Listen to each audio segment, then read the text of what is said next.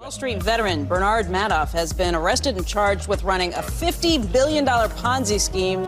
Congress wants to know what caused the Enron meltdown. Now, while the collective rage currently is focused on WorldCom, Tyco CEO Dennis Kozlowski was convicted of looting hundreds of millions of dollars. This is one of the biggest fraud cases ever. Their president's a crook. Well, I'm not a crook. Find out more on this week's episode of White Collars, Red Hands. The zoo can be a controversial place.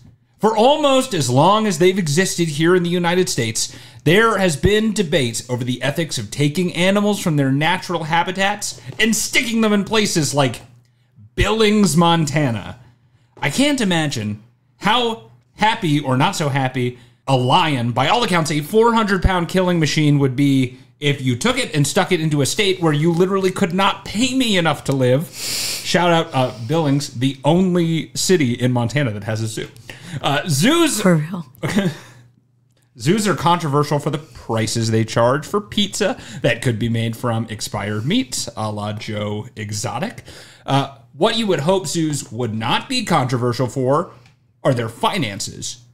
Well, unfortunately today, we discuss a story not out of Montana, but an equally hated U.S. state, Ohio, home of Skyline Chili, being hella annoying about college sports teams, and loud podcast hosts. Hey! No, not today with that voice, but the Columbus Zoo late last year found itself embroiled in a scandal that drained over $2 million from their accounts to be used improperly by their C-suite executives and lasted for a decade.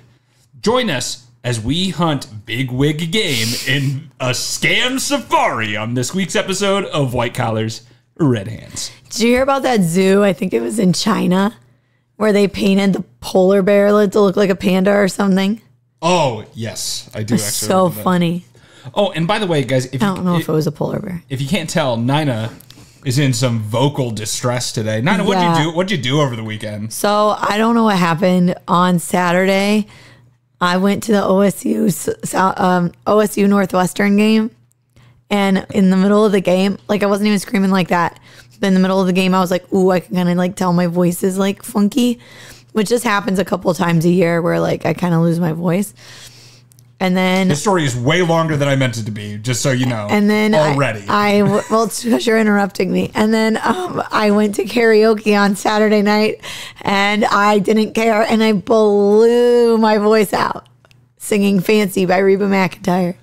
Great, and now we're here, and now we're here. And so, for those of you who have ever complained in the comments about Nina's voice, it's worse. It's a little bit extra worse for you today. Yeah. So, hey, but thanks for sticking it out. If you hated it and you are somehow still here, then hey, thanks. And welcome back to another episode of White Collars, Red Hands. I'm Kashawn. And I'm Nina. And yeah, today we're talking about a Columbus Zoo scandal. Mm-hmm. Speaking of Columbus and Ohio State, we're going to be talking a lot about them and their football games. Fuck yeah, brother. So it is topical. It does actually relate to today's episode, so that's at least good. OH.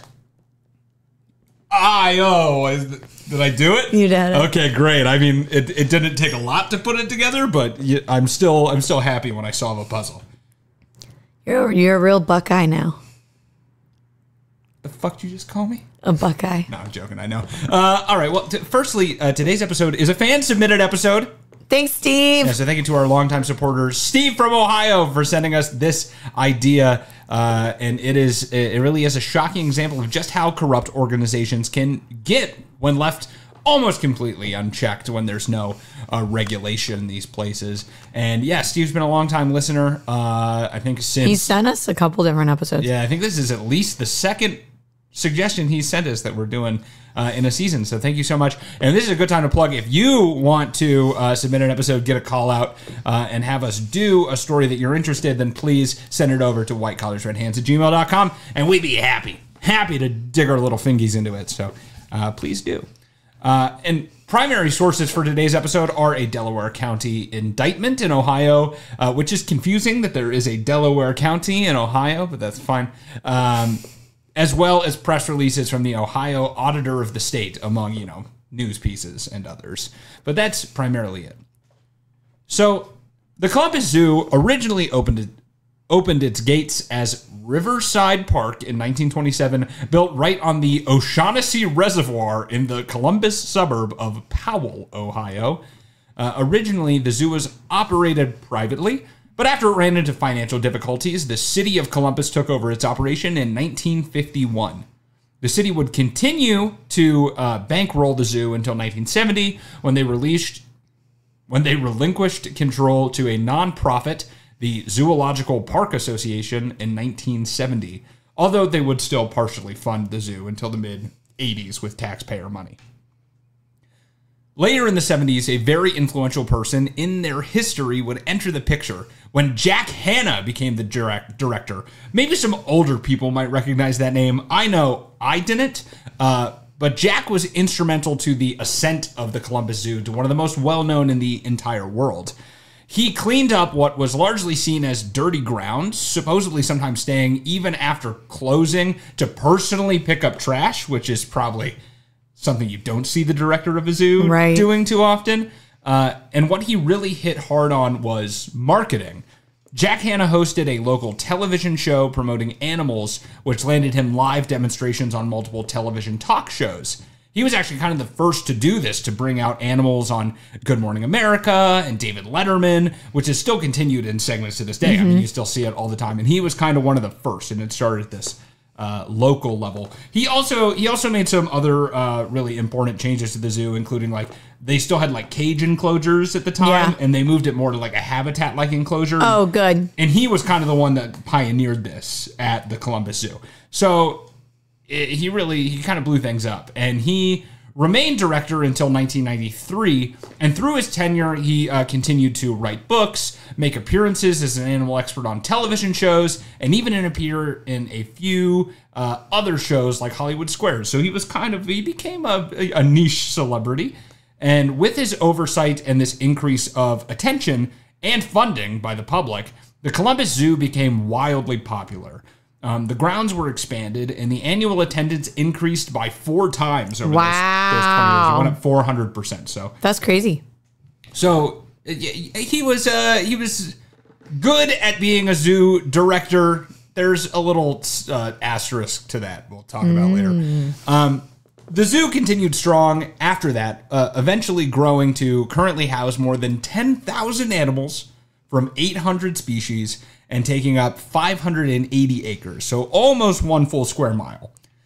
They see over 2 million annual visitors and have even bought more property where they operate a water park known as Zoombezi Bay, and they also have a safari golf club, or it's called the Safari Golf Club, a full 18-hole golf course where I assume they have to tell rich people playing constantly that they cannot hunt big game on the premises. So you were just like doing golf with the giraffes?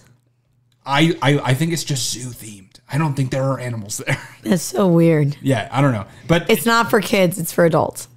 It's a golf course, so it's for kids as much as any golf course is. So it's not for kids. I'm sure there are some kids out there golfing. There's not putt-putt. It's not putt-putt. Absolutely not, no. But if you do want to hunt big game, you could always go to Jimmy John's Safari Shootout and Sandwich Lodge. So, you have that option. I do love Jimmy John's. I'm not going to get into this, all right, but it's the worst place to get a sandwich. Anyway, their stupid pickle sandwich now, all right? It looks cool. It's got to taste like shit.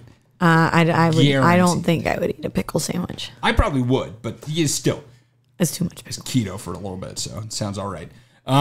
The zoo also has close ties with a conservation group known as the Wilds, which operates in southeast Ohio, and to which the zoo has contributed millions of dollars in the name of animal conservation.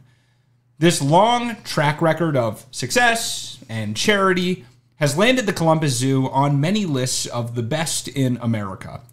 But why then did the zoo lose its official accreditation with the Association of Zoos and Aquariums in October of 2021? Oh, no. Why? How crazy, right? That's terrible. The organization quoted financial mismanagement and animal endangerment as the reason for the removal of accreditation. Damn, I didn't know zoos could be accredited.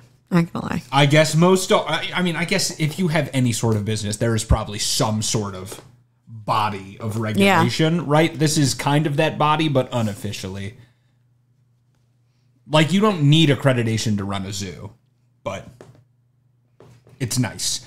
And it just so happened that at this time, 3 executives of the zoo were let go all around the same time. The CEO, Tom Stolf, the CFO, Greg Bell, and the director of marketing, Pete Fingerhut. That's not his last name. It is. No one outfingers the Hut. Long lost cousin of Jabba the, and what we called under the bleachers when I was in high school. Jabba the Hutt? No, the Finger Hut. One time my coworker called me the Jizz Hut. I'm sorry, do you need to talk to somebody? No, but it was kind of funny because I was a virgin. I came into work and he was like, there's the Jizz Hut. I think this is a sadder story than you might think it is. I think it's funny. That might be a little bit sadder. But yes, Mike Fingerhut is his real name. It could not be real. It's oh my God. Why would you choose it? Why would that be a fake name? Unless he's like know. doing drag, why would he choose his name to be Fingerhut? That's crazy. It's not. It's his real name. I don't know why he has it or where it came from. That's so funny. It turns out that these 3 men, along with other co-conspirators, had stolen over $2 million from the zoo and used it on a litany of personal expenses, the details of which were outlined in that 2023 indictment. So, not much information is easily available about this man, but I do know from still existing LinkedIn pages that Greg Bell had been the CFO of the zoo for about 30 years by the time he was let go in 2021, as he had joined in 1991, before I was born. That's crazy. And before I was born. Yeah, so he had a very long tenure there. Pete Fingerhut had been with this... You can't laugh every time, right? I can't. Pete Fingerhut had been with the zoo as marketing director since 2006, but actually held the position at a few other places prior to that, including for Six Flags amusement parks from 1998 to 2004. And Tom Stolf was the only one smart enough to either delete his LinkedIn or never have one, but in previous interviews that I dug up before all of the scandal came out, he said that he started as a zookeeper here in Illinois, in a small town, and operated as the CEO of the Columbus Zoo from at least 2011. Actually, that I think I did find out that's when he was hired, as 2011, which is also coincidentally when all of the scandal also started. So, Coincidence? Coincidence? I think not. Yeah. It turns out these 3 men conspired together to steal money from the zoo's spending accounts, largely for tickets to concerts and sporting events, but also vacations, vehicles, and even homes. How they did this is actually pretty simple. Too simple to have gone on for as long as it did, for sure. They all had company credit cards that they could use to expense goods and services on behalf of the zoo. Oh no, we need more pickles in the Pete Fingerhut Hut Palace that we just put up, you know? So put it on Fingerhut's credit card, right? The penguins need more fish. So you just put it on the Amex, you know? And when you use a company credit card, you have to file an expense report. This is normal. The zoo had you fill out either a credit card authorization or a check authorization, if you were using a check, detailing the purchases. These then have to be approved by another high-ranking official before being approved by the CFO. So you might be seeing something wrong with this already, because if you have 3 people all in it together, including the CFO, you can basically get any purchase approved. Mm-hmm.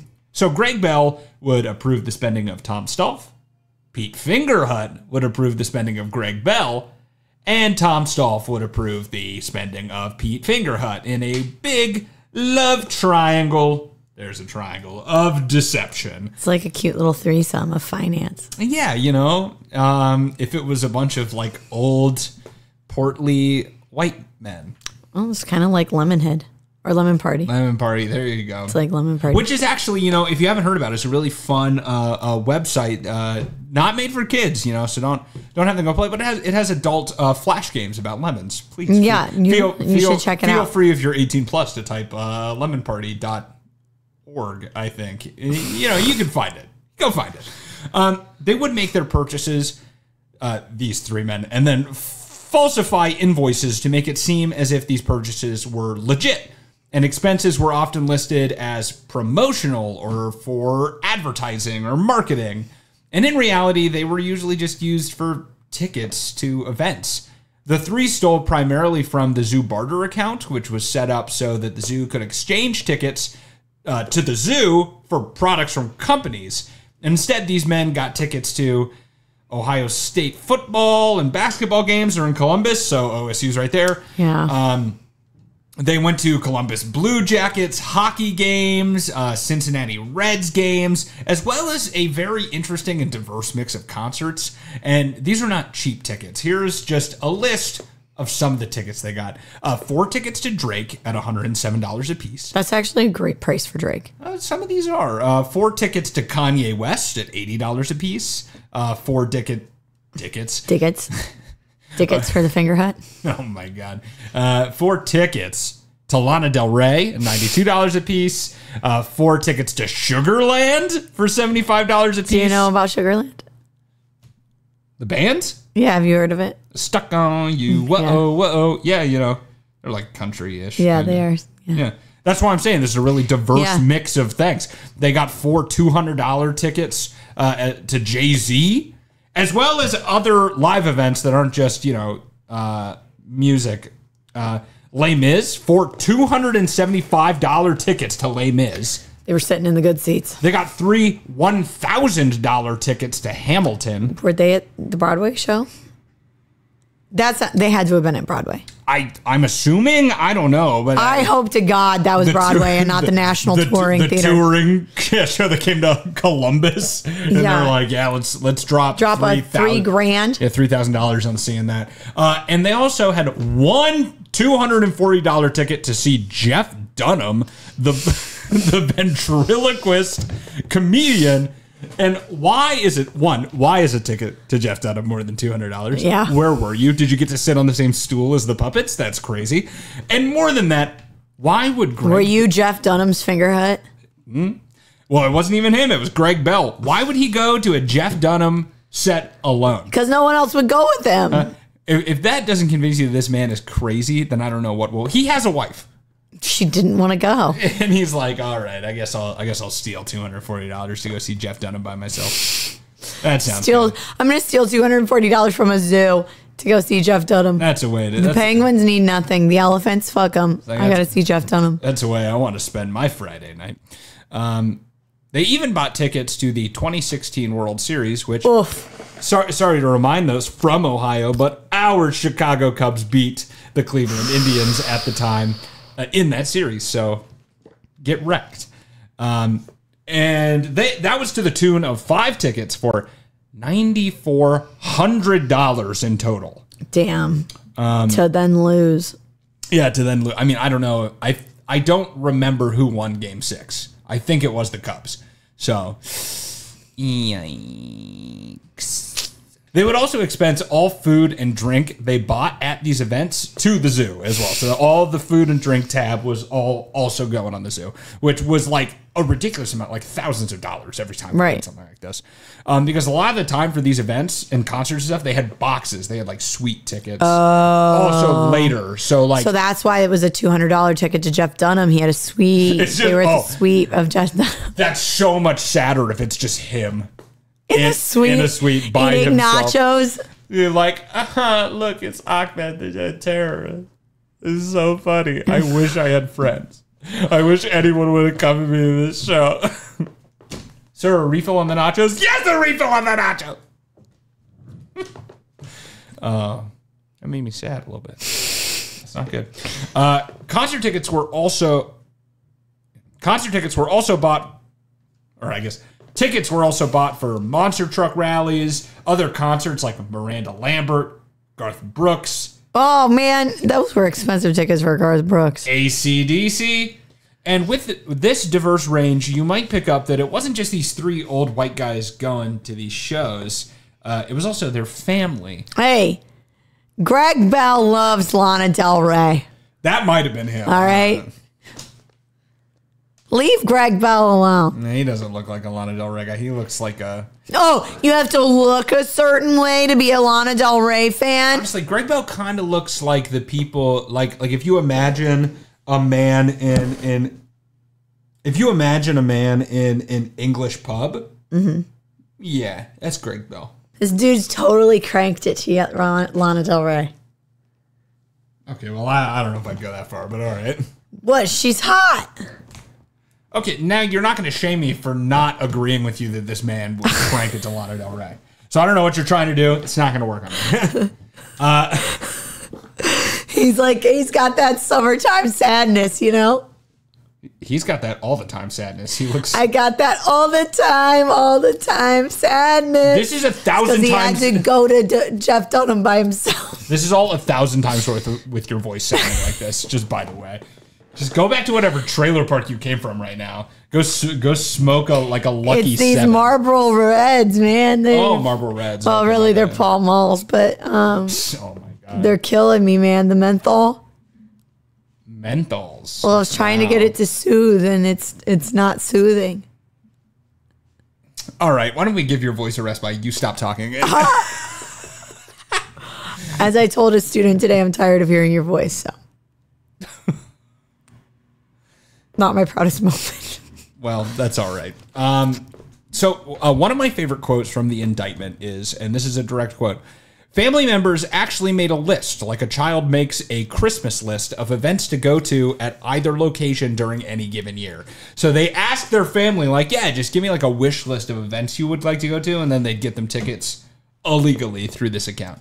Beautiful. So the men would falsify their check and credit card authorization slips, but also use whiteout and scissors and glue to falsify invoices to go along with them. Like, it's called a craft project, okay? They're sitting there like cutting out construction paper. It's called scrapbooking. Mom, I have a project due tomorrow, and I need a poster board. I need a poster board, please.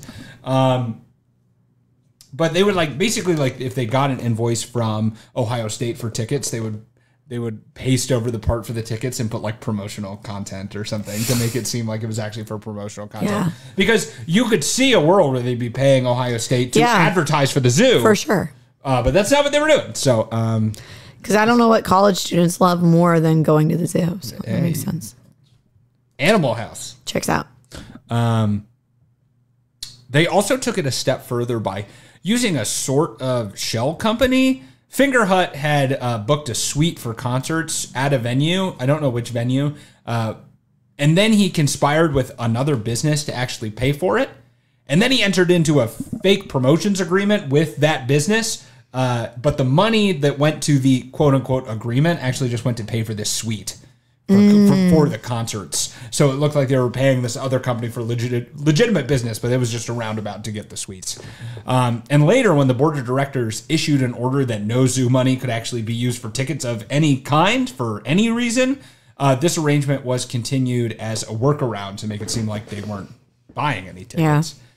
In fact, this same scheme was also used to pay for Finger Hut to eat and drink at an Irish festival in Dublin in a private tent, which cost tens of thousands of dollars. I was going to say that would be really expensive. It was ridiculously expensive. And I was like, oh my, why is this what you decided to do? And it was the same thing. That other company paid for it, and then he paid the company for fake business. The three men also used zoo accounts to pay for golf club memberships and even satellite radio subscriptions for them and their families. So random. Yeah, with the rise of Spotify and iTunes, why would you ever defraud your employer to listen to Sirius XM? What's next? Stealing petty cash to rent movies from the Redbox? Yes. It's 2024, bro. Well, they're bankrupt now, so. Yeah. If you can go around, if you still have a Redbox, you can go and you can get movies and they might not charge you. So. Really? They're bankrupt. So if the boxes still work, literally places are trying to get rid of them. They have to pay for people to come get rid of them because the company just went under. That's kind of cool. So I could get a free movie. Yeah, so if you see one, go ahead and try it. Why not? So, I mean, that's a weird reason to steal money, right? But fear not, they get a little weirder. You see, the zoo owned a lot of land, including houses. For some reason, I don't know exactly why, but I would assume that they were either like on the land next to the zoo that they had purchased, or they were like investment properties owned by the zoo. I don't know, but either way, the zoo as an entity owned some houses. And Stolf and Bell rented those properties that were actually owned by the zoo to their family members at way, way below market value. And the families lived in these houses for over 7 years. And the loss to the zoo for just this is estimated to be greater than $80,000. Wow. Based on how undercut the rent was for the market. Meanwhile, Fingerhut was shaking down businesses and using his power to secure bribes. As the marketing director, Fingerhut had control of whether certain contracts were extended or kept with certain businesses. And on at least 2 occasions, Fingerhut was successful in getting $10,000 in cash from a business under the threat that he was going to give their contract to a competitor if they did not give him $10,000. Oh, wow. And it worked. He also took these people out for lunch for these discussions, which were put on his Outlook calendar, and then he charged the lunch to the zoo credit cards, which he was also not supposed to do. So just double dipping there. Tom Stolf did some of this as well when he gave a contract to a company to build 7 cabins on the Wilds, that nature preserve, for $2 million in exchange for a bunch of bribes. The company receiving the contract flew him to the Masters golf tournament and gave him multiple sporting event tickets, including the Cleveland Cavaliers game. And also, because they were getting so much extra to Cleveland Cavaliers. Okay. And he had given them this $2 million contract, not in line with policy, because I guess every time they had a contract, it was supposed to go up to a bid with multiple companies. He didn't do that. He just gave this very large contract directly to them because they bribed him a bunch.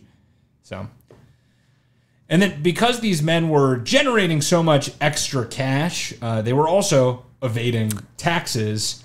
As we talked about previously with episodes like Al Capone, all income must be reported to the IRS, including income made from illegal activities.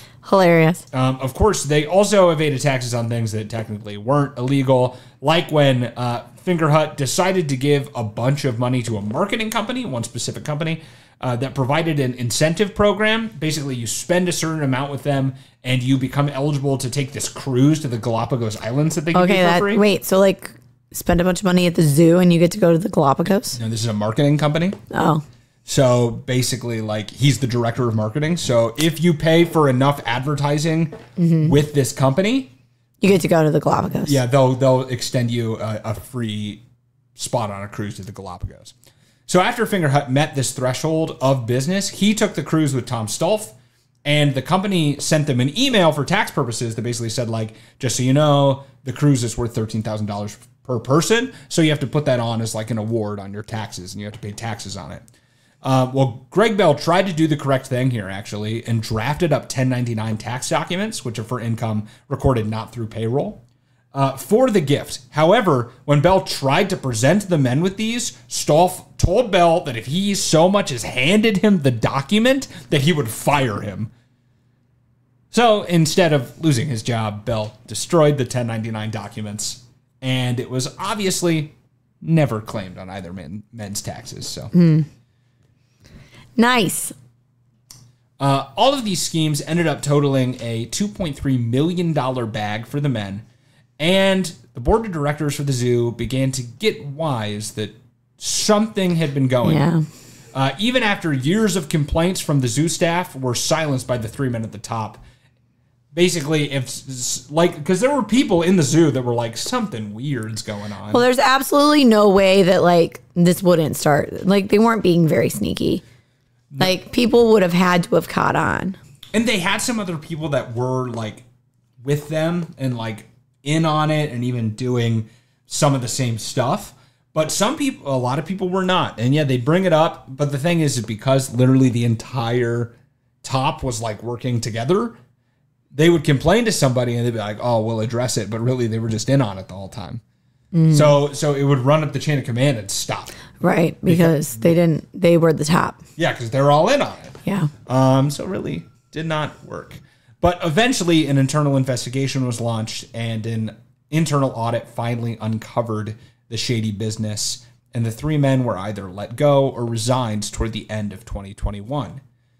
but not after the scheme had gone on for literally a decade. So this kind of like falsification of credit card records started in 2011 when Tom Stolf joins the company and goes all the way till 2021. And following the public announcement of the fraud and a documentary that alleged Golden Boy Jack Hanna, remember him? It alleged that he was part of an illegal animal trade. Oh, I'm sure. Which I guess a lot of zoos were, and it's way too in-depth. Like, it could be an entire episode in itself, so I'm really not going to go into details here. But that was the animal endangerment portion of maybe why they didn't get accredited. Well, I kind of feel like I'm not trying to I just not saying it's right, but I feel like probably most zoos at some point have done some illegal animal trading. Yeah, I think a lot of I only got into it a little bit, but I think it was mostly just like they didn't really ask where the animals they were getting were coming from. And there were a lot of people doing like these illegal like breeding programs and like trading them between, because also zoos cannot buy animals. Oh. It is illegal for a zoo to purchase an animal, so they have to either rescue it or get it in trade from another zoo. So I think there were people that were like breeding them somewhere like secretly and then trading them to them, but they were like these unlicensed, like shady companies from what I garnered. But I think a lot of them were doing it. But after this, the Association of Zoos and Aquariums did officially strip Columbus Zoo of accreditation, thereby putting an official blow to their public image and trust. And cost the zoo a lot of money, as accreditation is usually a barrier to receive grant money and certain forms of funding. And then on top of that, memberships decreased heavily because accredited zoos offer a reciprocal program. So if you're a member of one zoo that's part of the accreditation, you can go to other zoos at a highly reduced cost. So if you're no longer accredited, members at your zoo are no longer part of that program. So a bunch of people jumped ship. Evidence was turned over to the police, who, after a thorough investigation, indicted the three men, amongst others, who participated in the scheme in late 2023 on 90 counts, including aggravated theft, money laundering, telecommunications fraud, and tampering of records. Damn. You know what? Something I didn't put into here, but I mentioned in the intro also vehicles. They did also have a whole scheme where they conspired with a business that sold cars to sell them cars at like a ridiculous price, and then they get kickbacks on the excess money that they were giving between them and this. And also they bought personal vehicles for them using this. So not only did they buy cars for themselves, they bought them at an elevated price and then split the extra money. That's crazy. It's literally like you could tell they started. Wait, so they were buying it at an elevated price? Oh, the zoo was paying for it at an elevated price, and then they were sharing the extra profit with the company that was selling the cars, because they were putting it on the zoo. And then it was their car, so it didn't matter. They didn't even care. So they basically got paid to get a car. So you can really tell that these people just like started and they were getting away with it, and they just like were totally like just went hog wild. Yeah, they're like, this is going to be in like every part of my life now. I'm going to take every little marginal benefit I can get from this. I'm going to squeeze out of it. Eventually, all three men did plead guilty and were sentenced by last month in October of 2024. The last sentencing happened. Greg Bell flipped first and got the lighter sentence of 3 years and a $583,697 restitution. Fingerhut was the only one who lied to the authorities when they first brought him in for questioning. Oh my. He tried to lie and cover up and say that he didn't do anything. So he was hit with an additional charge and was also sentenced to 5 years and a $639,297 restitution. And the CEO, Tom Stolf, he got the heaviest sentence of 7 years and a $315,572 restitution, which is actually the highest because he had previously agreed to pay $400,000 to the zoo in a settlement after his dismissal as CEO. Wow. So he spent he paid back almost $1 million to them. Under the new management of CEO Tom Schmidt, the zoo has been able to restore most of its reputation and regained accreditation in just 1 year after they lost it in March of 2023. Okay. Glad that they were able to get that back. Yeah. And supposedly, I mean, they got rid of the people that were doing it. And, right. And just the fact that it was allowed to go on for that so long, you know, it just shows that the board of directors was not doing their proper. No, we're not going through the proper channels. We're not doing their checks and balances. Not doing the oversight. Also, it's just like, I mean, so here's the thing. From like a business perspective, they didn't steal like too much money because it's $2.3 million, but it's over the course of 10 years. Yeah. So $230,000 a year, which is a lot of money, but to a business, I could see how you could hide it. Yeah. But it's still a little ridiculous that after so long, no one caught on. I mean, like, I was looking at these invoices and being like, why does like promotional help at one Ohio State football game cost $80,000? Right. You know, like that just doesn't make sense. But yeah, I mean, if your CFO signs off on everything, I mean, and it's not so much money that you're like hurting, right? Then who's gonna know? Right. No one until they do. No one for a decade, I guess. So Tom Stolf, Pete Fingerhut, and Greg Bell stole the equivalent of 15,794 annual memberships to the Columbus Zoo for what are... That puts things into perspective. That's a lot. For what are kind of stupid reasons. I mean, unlike many people we have talked about, that the robbery that went on under their watch did not fund an extravagant lifestyle in this case. There were no cars, well, except for those cars, but no luxury cars, no pools or mansions. Instead, these already well-paid executives decided they would risk their morals and jobs to be able to attend Jeff Dunham shows alone. At their sentences, at least two of them broke out into tears, crocodile tears, seemingly remorseful for what they had done. But the systematic way in which they falsified documents showed that they knew what they were doing was wrong. Oh, they knew. You know, and you may say, hey, the only victim here is a zoo, which is a corporate entity and which had some questionable dealings to begin with. And yeah, true. But at least when it comes to Mr. Fingerhut, I hardly know her hut.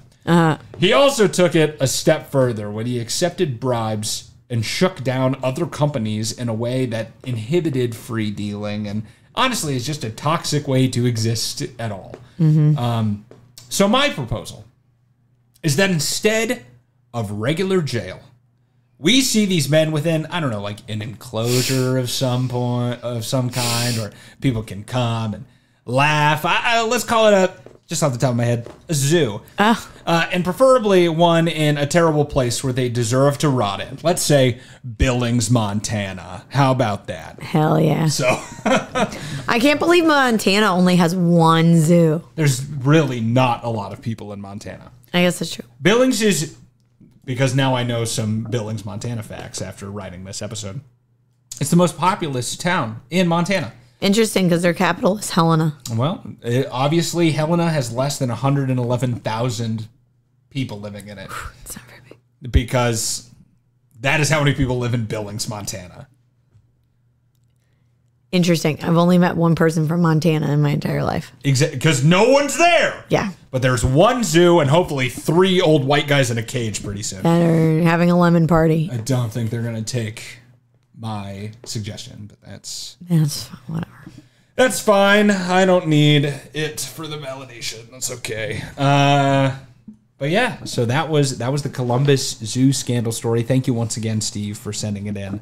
And once again, if you want to hear a story that you're interested, passionate about, think that would come great coming out of our mouths. What am I talking? This part's not scripted, guys. Okay, so don't blame me here. Not everything in this is scripted, but it's fine. What the fuck was I talking about? Probably our social media. You know what? Yeah, great segue. Our social media. I was going to say that you could email us at whitecollarsredhands@gmail.com, which is technically kind of a social media, I guess.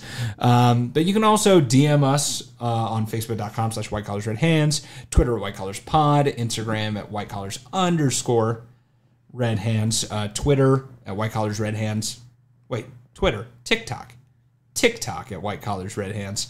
You can go to our website, whitecollarsredhands.com. There, you can contact us directly through there. And while you're there, why don't you click that button that says check out our merch, buy a hat, a sweatshirt, a t-shirt, a tank top, a sticker. There's a lot of options, and that helps us out monetarily. You want to help us out for free, you say?